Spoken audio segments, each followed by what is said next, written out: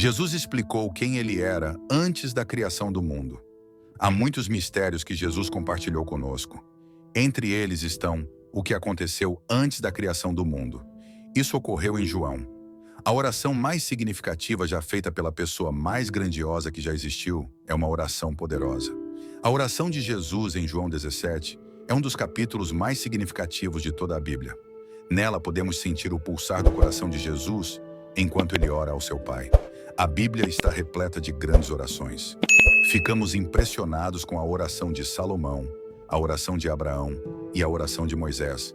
Mas essa oração é de longe a maior registrada na Bíblia. Jesus falou sobre a glória e a majestade que compartilhou com Deus, o Pai, antes que o mundo existisse. João 17, 1-5. Quando Jesus falou essas coisas, levantou os olhos ao céu em oração e disse: Pai, chegou a hora. Glorifica o teu Filho para que o teu Filho te glorifique, assim como lhe deste poder e autoridade sobre toda a humanidade. Agora glorifica-o para que ele possa dar a vida eterna a todos os que lhe deste, para serem seus permanentemente e para sempre. E esta é a vida eterna, que conheçam a ti, o único verdadeiro e supremo Deus, e da mesma forma conheçam Jesus como o Cristo que enviaste. Eu te glorifiquei aqui na terra, completando a obra que me deste para fazer. Agora, Pai, glorifica-me junto a ti, com a glória e majestade que eu tinha contigo antes que o mundo existisse. Antes da criação da terra, havia Deus, e Deus tinha majestade com seu Filho. Gênesis contém vários começos, incluindo a criação do homem e outras criaturas. Mas é claro que Deus não começa aqui. Deus estava presente no início da Bíblia, e está escrito que ele estava presente quando o universo foi criado. Antes da existência do nosso universo, tinha que haver algo ou alguém eterno. E a Bíblia deixa claro que essa pessoa é Deus. A Escritura nos mostra isso em vários versículos ao longo das Escrituras. A Bíblia ensina que Deus é incriado e eterno em seu ser, o que significa que ele sempre existiu e sempre existirá. Em Gênesis capítulo 1, o singular El é substituído pelo plural Elohim, que significa três ou mais deuses. Como resultado, a primeira frase da Bíblia, em Gênesis, usa um substantivo plural com um verbo singular. Alguém poderia argumentar que isso é gramaticalmente incorreto, mas teologicamente correto, implicando que Deus é três em um. A oração genuína muitas vezes revela o íntimo de uma pessoa. João 17 é uma oportunidade única para ver a natureza e o coração de Jesus. Nessa oração, Jesus abordará muitos dos temas desenvolvidos neste evangelho: glória, glorificar, enviar, crer, mundo, amor. Jesus pede para ser glorificado. Pai, chegou a hora.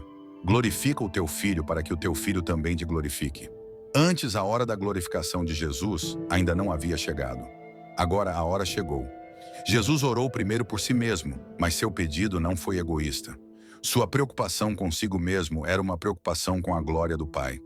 O Filho só pode glorificar o Pai se o Pai primeiro responder à oração do Filho: glorifica o teu Filho. Jesus não esperou até sua obra na cruz para glorificar Deus, o Pai. Toda a sua vida glorificou Deus na terra. Jesus glorificou o Pai ao longo de toda a sua vida, desde sua circuncisão e dedicação no templo, passando pelos anos de obediência silenciosa em Nazaré. Jesus glorificou o Pai por meio de sua fé, obediência e trabalho durante os anos de seu ministério terreno. Cada sermão pregado, cada cego ou doente curado, cada instrução e treinamento para os discípulos, cada confronto com líderes religiosos corruptos, cada pergunta respondida, cada toque amoroso, todos glorificaram Deus o Pai. Eu completei a obra. Jesus, com confiança e certeza divinas, viu o trabalho na cruz como já concluído. Jesus pediu ao Pai que o glorificasse, mas com a mesma glória que o próprio Pai possui. A oração de Jesus não era, de forma alguma, uma expressão de independência, mas de total e contínua dependência de Deus, o Pai. Muitos indivíduos buscam elogios e atenção, mas seu pedido de glorificação é muito diferente da oração de Jesus. Glorifica-me junto contigo. E a diferença normalmente está entre dependência e independência. Também lemos: com a glória que eu tinha contigo antes que o mundo existisse. Jesus estava ciente de sua pré-existência e de sua natureza. Ele sabia que havia um tempo, na eternidade passada, em que Deus Filho e Deus Pai compartilhavam glória. Jesus não poderia, de forma honesta ou sã, orar isso se ele mesmo não fosse Yahvé, igual a Deus Pai. Em Isaías capítulo 42, versículo 8, Yahvé declarou que não compartilha sua glória com ninguém. Se Deus Pai e Deus Filho compartilham sua glória, ambos devem ser Yahvé. Um comentarista bíblico observou. Ele fez um pedido principal de que o Pai o recebesse de volta para a glória que ele havia renunciado para cumprir sua tarefa. Esse pedido de retorno à sua glória original implica de forma inconfundível sua pré-existência e igualdade com o Pai. Confirma sua afirmação de que ele e o Pai são um. João capítulo 10, versículo 30. O Evangelho de João enfatizou a glória de Jesus ao longo de seu relato. João fez questão de registrar as várias formas como Jesus se referiu à sua própria glória nessa oração. Os eventos que levaram à crucificação começaram com a traição. A frase, agora o Filho do Homem é glorificado, refere-se à razão pela qual Jesus veio ao mundo.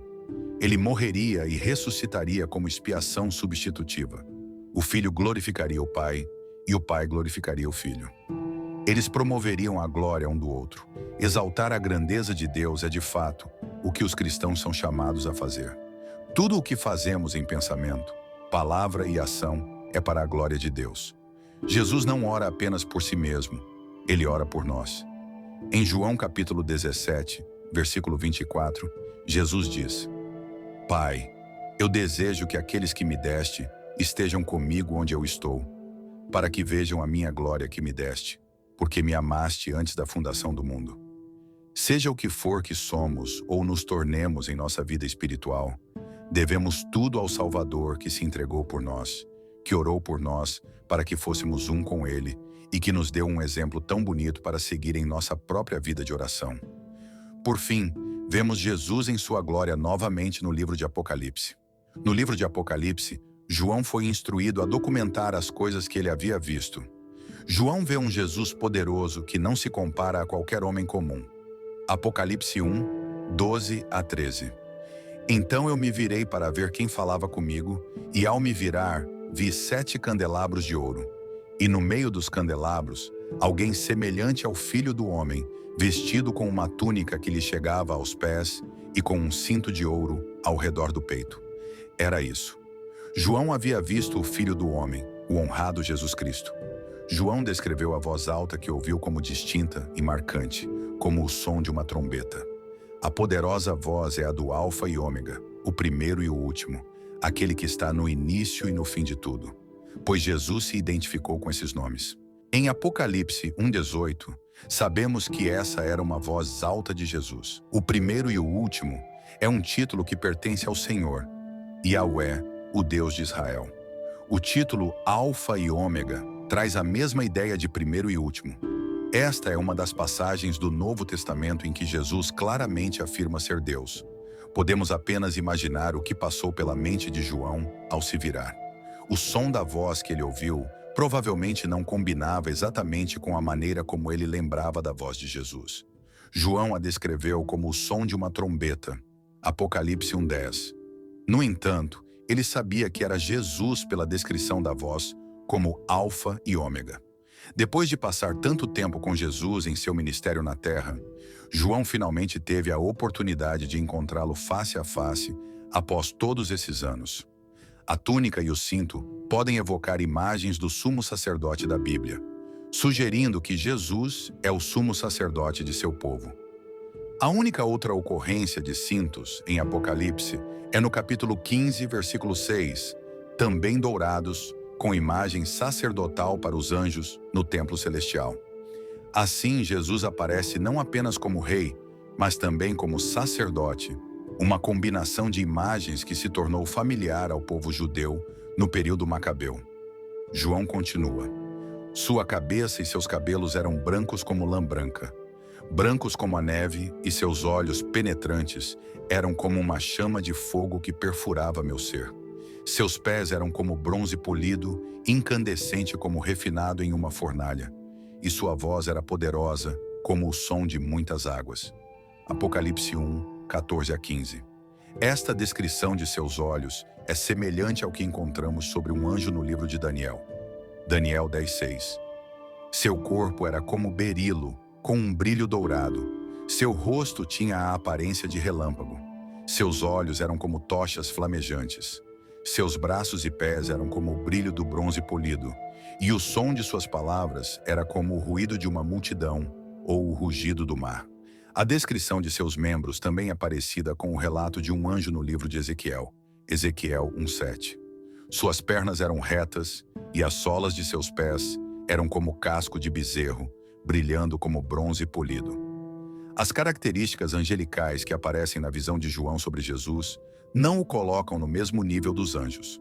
Ao contrário, provavelmente servem para enfatizar a imensa grandeza de Jesus.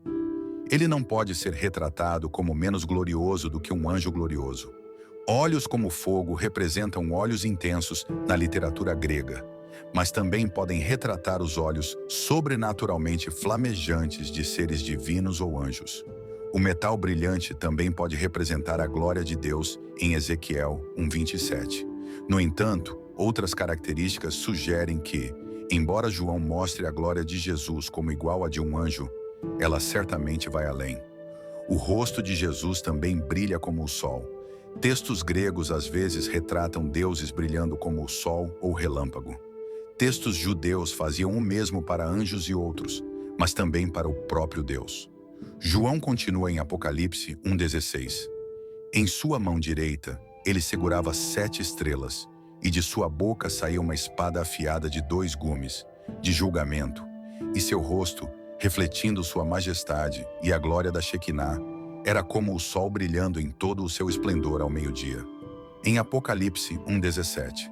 Quando o vi, caí a seus pés como morto, e ele colocou sua mão direita sobre mim e disse: Não temas, eu sou o primeiro e o último, a absoluta divindade, o Filho de Deus. Mesmo sendo João um apóstolo que conheceu Jesus, enquanto estava na terra, ele foi tomado de admiração ao ver essa visão incrível. Mesmo os 3 anos que João viveu na terra com Jesus, não o prepararam adequadamente para o momento em que Jesus apareceu a ele em sua majestade celestial. Naquele momento, João percebeu o poder divino e a majestade que Jesus abriu mão enquanto vivia na terra. Filipenses 2:7 diz que ele esvaziou-se a si mesmo, sem renunciar ou diminuir sua divindade, apenas temporariamente, abrindo mão da expressão externa de igualdade divina e de sua dignidade legítima. Ao assumir a forma de servo e ser feito à semelhança dos homens, ele se tornou completamente humano, mas sem pecado, sendo totalmente Deus e totalmente homem. Nesse momento, João entendeu o milagre que foi Jesus conseguir ocultar sua glória e autoridade enquanto caminhava nesta terra. Apocalipse 1:18 diz: E o que vive eternamente, vivendo dentro e além de todo o tempo e espaço. Estive morto, mas veja, estou vivo para sempre e tenho as chaves do controle absoluto e da vitória sobre a morte e o Hades, o reino dos mortos. Jesus é aquele que vive, esteve morto e agora está vivo para sempre. Ele possui credenciais de ressurreição e vive para nunca mais morrer. A vitória que Jesus alcançou sobre o pecado e a morte é eterna. Ele não ressuscitou dos mortos apenas para morrer novamente. Jesus é o único que possui as chaves do Hades e da morte. Alguns acreditam que o diabo tem autoridade ou poder para decidir quem vive e quem morre. Isso é um erro, pois apenas Jesus tem as chaves do Hades e da morte. Em sua forma original, Apocalipse era conhecido em grego antigo como Apocalypsis, que significa revelação ou desvelamento.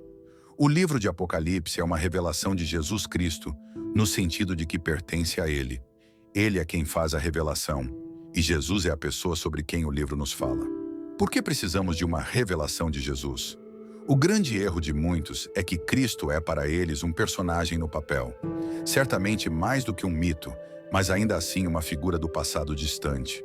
Uma personalidade histórica que viveu muitos anos atrás e realizou feitos admiráveis pelos quais somos salvos, mas que está longe de ser uma realidade viva e presente. Spurgeon comentou: lemos, que Deus lhe deu para mostrar a seus servos. Esse é um motivo importante pelo qual Deus escolheu revelar essa informação sobre Jesus Cristo à humanidade. Ele deu para mostrar aos seus servos. Deus revelou essa informação para que fosse compartilhada com outros e não guardada em segredo. Este é um apocalipse, uma revelação, não um apócrifo, algo oculto. O livro de Apocalipse é um livro de profecia preditiva. Ele faz previsões sobre eventos que ocorrerão no futuro, ou pelo menos no futuro em relação ao período em que foi escrito. Embora nem toda profecia seja necessariamente preditiva, é evidente que este texto profético é. Alguns dizem que não devemos nos preocupar com profecias, que é um exercício fútil. Mas se Deus se preocupou em falar sobre isso, devemos nos preocupar em ouvir. Alguns nos dizem que o que ainda está no futuro não deve ser examinado até que se realize. Dificilmente consigo acreditar que isso seja uma posição séria. Que a paz de Deus esteja com você. Se essa mensagem te tocou, curta, compartilhe e inscreva-se no canal para continuar recebendo palavras de fé e esperança. Até o próximo vídeo e que Deus te abençoe.